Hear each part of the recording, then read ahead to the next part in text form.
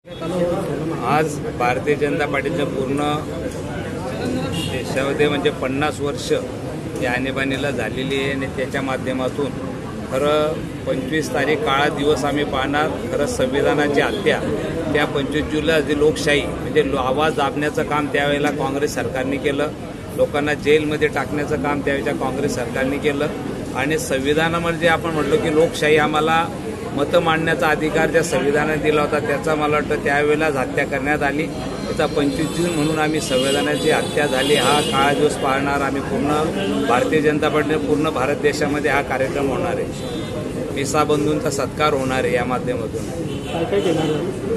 काय कार्यक्रम मिसा बंधूंच्या माध्यमातून आम्ही वृक्षारोपण प्रत्येक बूथवरती एक झाड लावण्याचा प्रयत्न आम्ही करणार आणि भारताचे लाडके पंतप्रधान एक पेड माँ के नाम मला वाटतं तेही सर्व कार्यकर्ते आपल्या आईच्या नावाने एक झाड लावतील।